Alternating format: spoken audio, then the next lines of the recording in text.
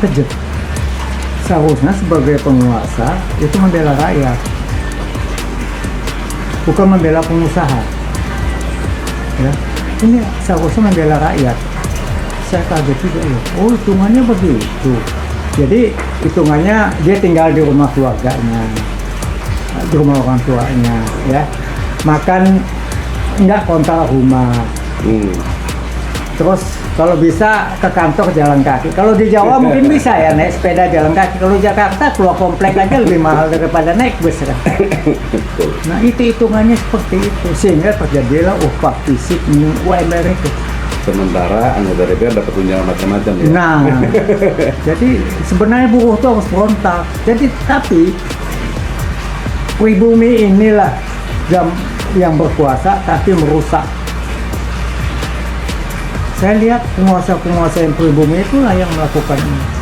Seharusnya dia bilang aja sama taipan-taipan itu, ini nggak wajar nih kalau begini-begini. Ya, tapi nggak ada, hati nuraninya nggak ada. Yang penting dia dapat duit. Iya.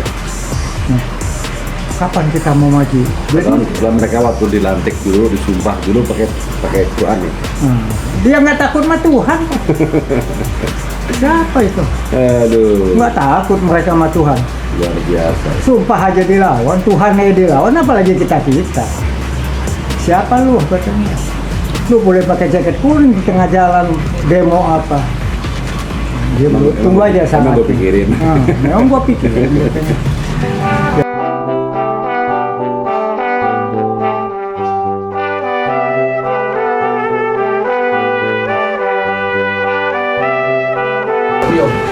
Assalamualaikum warahmatullahi wabarakatuh. Waalaikumsalam warahmatullahi wabarakatuh. Kembali kita berjumpa di channel WeWatch yang seru ini, di mana kita kembali membahas ngobrol terkait dengan hal-hal yang terjadi akhir-akhir ini di negara kita tercinta ini.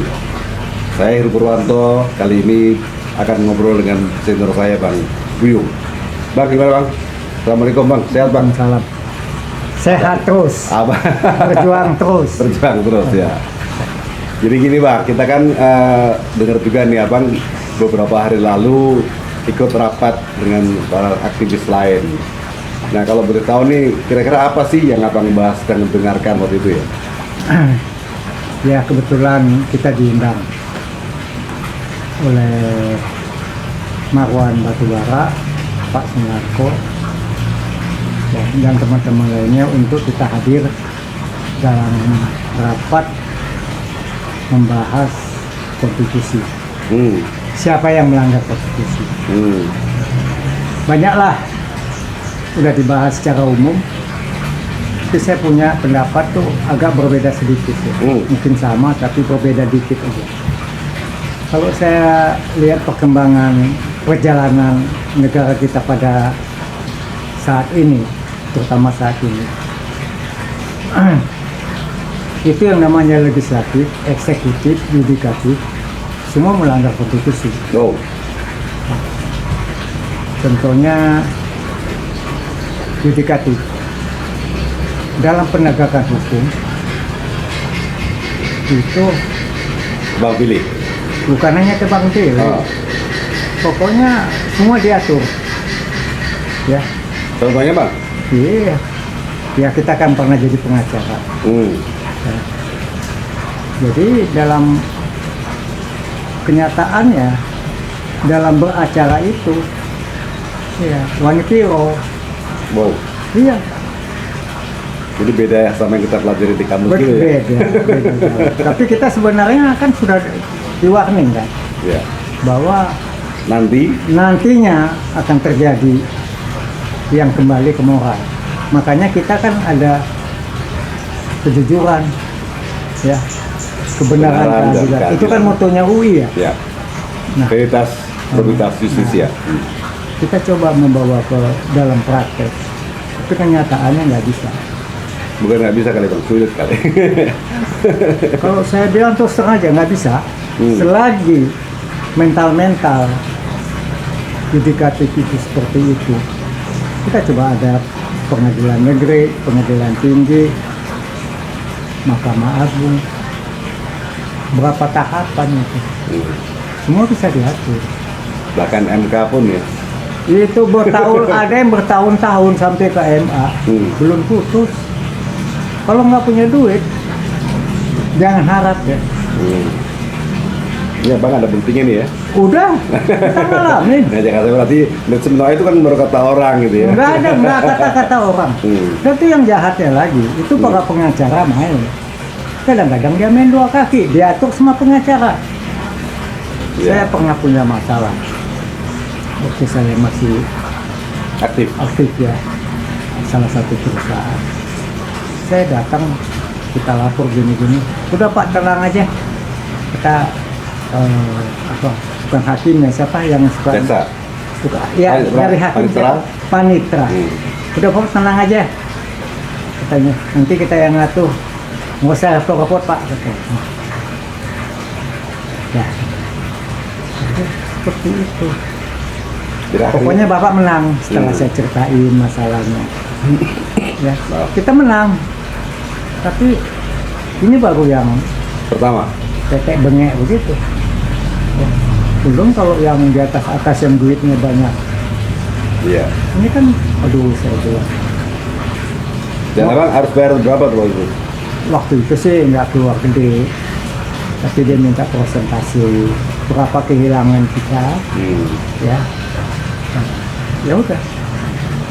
Nah, pada saat di BAP juga demikian polisinya. Ya. Jadi udah deh kalau kita bicara itu, tapi kita kecil. Oke, sekarang kita geser bang. Ada yudikatif, sekarang kita ke eksekutif. Terus sedikit sih kan politis nih. Ya, kan? Maksudnya? Ya jabatan kan bisa dibeli. Nah, kencing aja bayar kok. Iya kan? Apalagi jabatan. Jadi kalau kita di eksekutif itu harus bisa menjilat, lidahnya harus panjang. Ya. Kalau enggak kita nggak naik pangkat. Ya. Kalau yang namanya status titel itu sekarang bisa dibeli kan kalau Iya. bisa entah kita kaget lu MA apalah panjang lah. Iya. Zaman kita kan susah. Iya. Ya. Kita ambil S2 setengah mati tuh Iya. di UI. Kita terus terang aja di UI itu secara moral kita punya lah hati nurani. Ya. Kalau kita tahu dapat MA itu kadang-kadang teman-teman iseng nanya, lu dapat MA dari mana? Kapan lu kuliah? Lu bebek gak usah. Nggak nyindir ya, nggak orang ya. Yang nyindir. Tahu, kita kan semua punya Sendiri, track record. Hubungan kita sama teman-teman itu dekat. Secara nggak langsung mereka monitor. Di samping itu kita kan selalu ada pertemuan rutin. Ya, apalagi ini Kita sekarang tahu kelas mereka gitu ya. tahu. Ya, tapi kita Tiba-tiba. juga, apalagi ya. Tapi kita sih nggak aneh ya. Saya ada keluarga di Sumatera. Sekolah kagak atau kagak, tahu nggak? Profesor buka sekolah. Kaget saya. Kapan sekolah pun enggak? Ngajar pun tidak. Tuh. Enggak lah. Saya cuma diam aja terus. Oke. Sekarang kita ke legislatif, Pak. Legislatif ini kan juga wakil kita gitu. Jadi kita sebagai rakyat berhak menanyakan apa yang menjadi tanggung jawab mereka sebagai wakil kita. Silakan. Wah itu kalau legislatif apa tadi? Legislatif wakil kita sebagai rakyat. Itu lebih parah sih. Waduh. Ngeri kali ya Bang.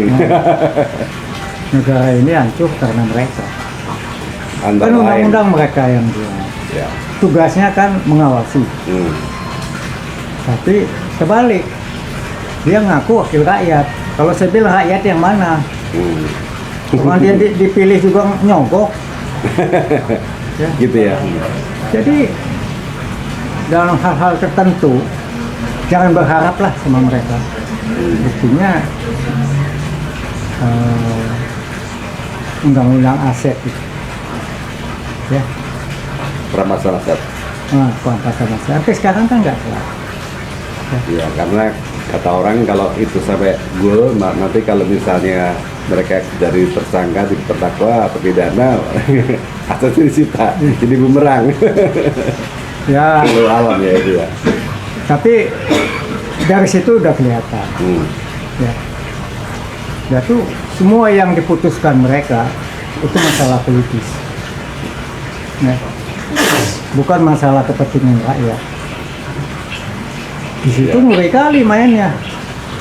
Duitnya lebih ngeri. Satu titik aja pasal mau pasal. Satu titik aja udah ada harganya. Iya. Kalau saya boleh cerita Bang sedikit. Saya kebetulan rumah saudara saya itu bertetangga dekat dengan salah satu anggota DPR yang waktu itu sempat dijarah rumahnya, ya, kemudian sampai habis-habisan diekspos di mana-mana. Lalu yang bersangkutan diskors. Kita tahu sekarang yang bersangkutan sudah dikembalikan lagi haknya, dan hebatnya lagi rumah yang tadinya dibongkar, dijarah segala macam diratakan dengan tanah oleh dia dan sedang dibangun lebih hebat lagi.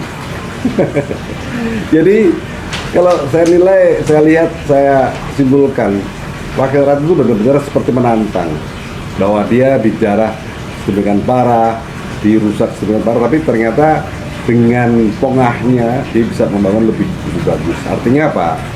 Ini juga menjadi cermin buat kita bahwa ternyata Wakil Rakyat begitu seperti itu ya. Jadi selama ini dari mana dia bisa dapat itu?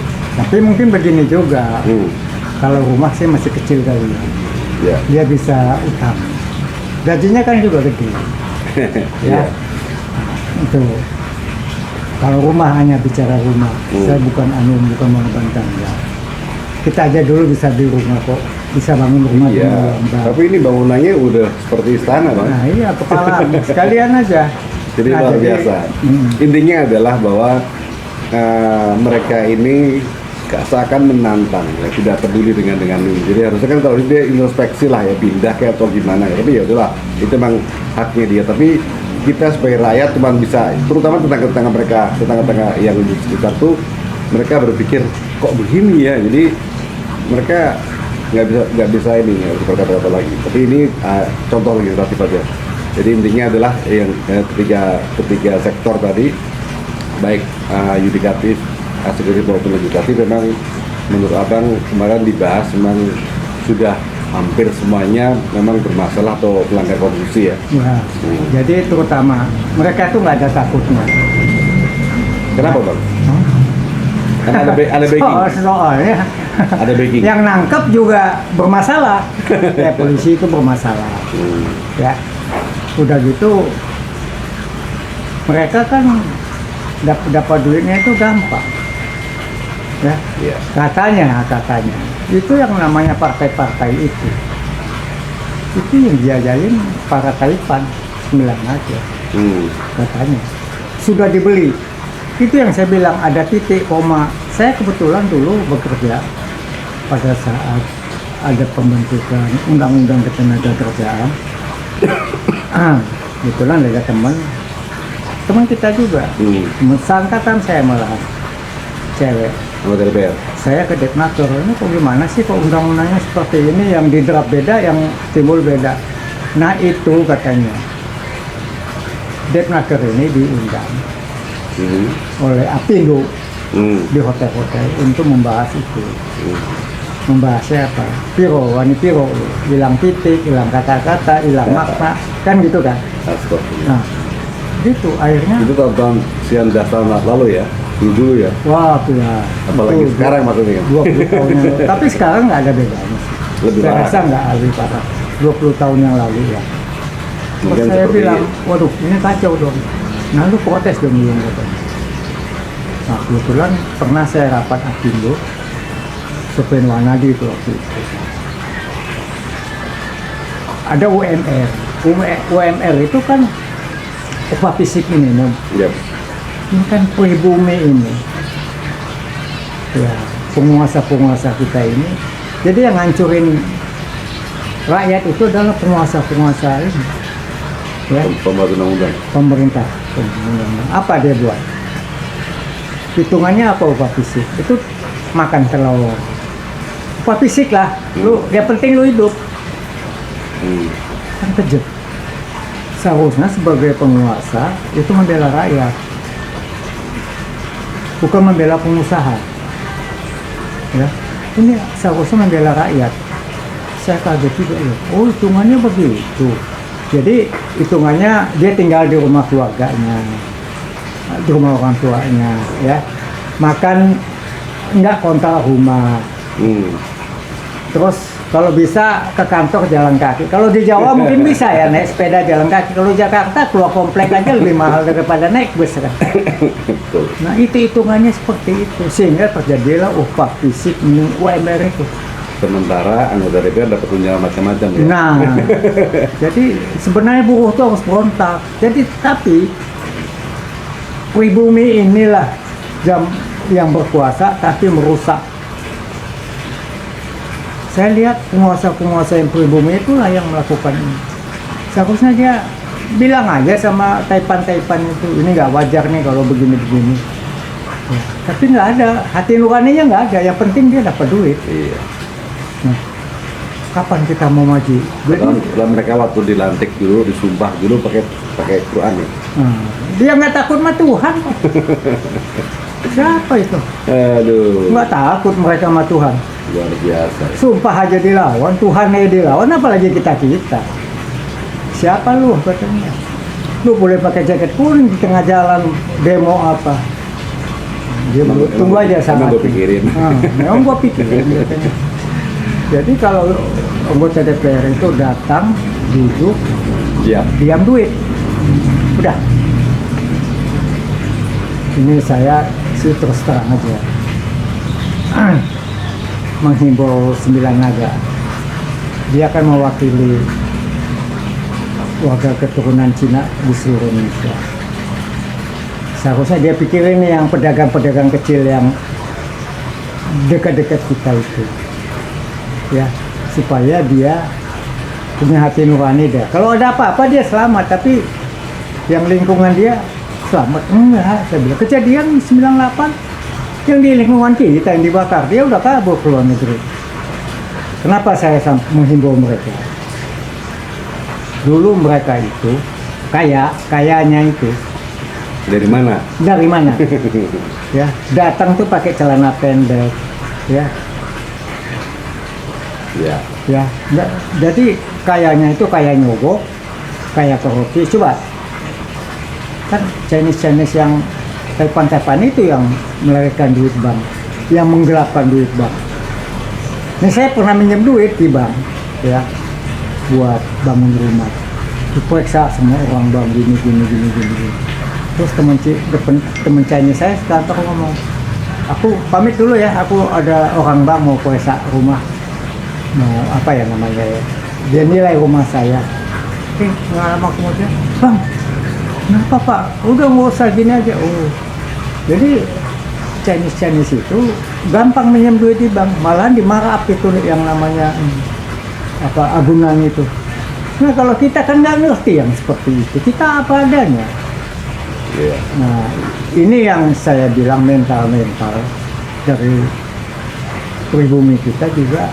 Ya mungkin atasannya bilang golin aja udah kan gitu ya.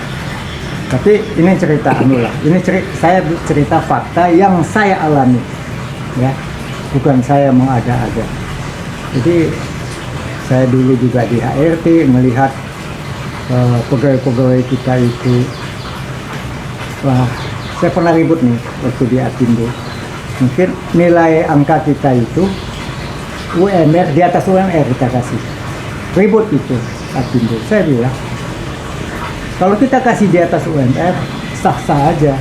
Satu, saya bilang kita open management, salesnya berapa, produknya berapa, semua biaya ketahuan, dari mulai biaya tenaga kerja, biaya sewa, operasionalnya itu ketahuan, dan hasilnya itu 3 kali lipat untungnya. Saya rasa wajar dong kalau kita kasih lebih. Tapi pak nggak enak pak yang lain. Nah, yang lain yang mana? Nah, itu yang semua kan pakai, saya bilang double ini kan, double apa namanya tuh yang kalau laporan ke pemerintah kayaknya rugi Lu giliran rugi lu betah ya, giliran untung lu diam-diam aja. Kalau kita tuh setengah aja, kita untung, dia orang tahu, kita kasih mereka ini insentif, ya kan? Masih ada nggak ya sekarang perusahaan kayak gitu bang? Hah? Masih ada nggak di negara kita perusahaan yang seperti abang bilang? Itu tuh rupanya gini, itu tergantung daripada. Kalau saya bilang sih HRD ini, saya pernah ribut loh sama teman-teman manajer direktur yang lain. Terus saya bilang, kawan-kawan saya bilang, ini duit siapa? Begitu juga sama Apindo, duit kita lu nggak usah ngatur kita, tapi kan negara ngatur. Ya tapi negara karena dalam kondisi yang umum, kita kan yang musuh. Nah begitu juga teman-teman waktu rapat, oh ini jangan gini, kita diprotes. Saya bilang siapa yang berani protes? Duit bukan duit lo juga, gue bilang ini kan duit perusahaan. Kecuali lu yang punya usaha, lu boleh ngomong apapun. Tapi ini kan duit perusahaan. Perusahaannya di Amerika yang punya. Kita asal. Nah ini saya bukan belain Amerika. Begitu dia tahu kita banyak untung dan kita open management, sepanjang kita tidak ribut, silakan. Dan dia tidak rugi. Untungnya 3 kali lipat. Lu bayangin aja. Nah, jadi saya hanya ingin menyampaikan pengelola pejabat-pejabat kita, pengusaha kita, terutama itu 9 naga itu, ya, supaya dia mawas diri, dia tahu diri, dia hidup di Indonesia, ngakunya warga negara Indonesia, ya, jangan serakah lah. Kalau ada apa-apa, yang kasihan itu yang Chinese yang biasa-biasa itu, yang teman-teman kita bergaul. Nah, kecuali itu memang duit nenek moyang dia yang bawa dari kampungnya ke Indonesia, ini kan enggak. Hasil daripada korupsi, hasil nyogok. Saya berani ngomong gini karena ini fakta. Ya, silakan. Kalau nggak suka sama saya nggak apa-apa. Cuman saya sedih aja sebagai pribumi. Saya nggak mau pribumi di negeri kita ini jadi budak terus. Tolong penguasa yang ada di Indonesia itu sadar gitu. Jangan membudaki pribumi yang urusannya cuma urusan mulut ke perut. Coba lihat, pribumi kita tuh jatahnya apa? Rumnas. Nah kalau mereka real estate rumahnya rata-rata. Nah ini kan membuat kecemburuan sosial. Saya sih nggak ini ya, saya ngalamin kok kesenangan itulah ngalamin, ya. Kira-kira demikian. Ya. Baik Bang, luar biasa. Jadi Abang Buyung menyampaikan fakta yang dialami sendiri dan menghimbau ya kepada para pihak terkait tadi bahwa kalau saya mau tambahkan bahwa di atas langit masih ada langit. Artinya kita juga harus hati-hati apabila kita lupa diri nantinya akan mengalami sulit karena kita hidup tidak selama-lamanya. Jadi sekali lagi kami dari Reward selalu mengingatkan dan mendapatkan misi dan foto kami yaitu menegakkan veritas, probabilitas, justisia, menegakkan kebenaran, kejujuran dan keadilan. Terima kasih Bang. Assalamualaikum warahmatullahi wabarakatuh.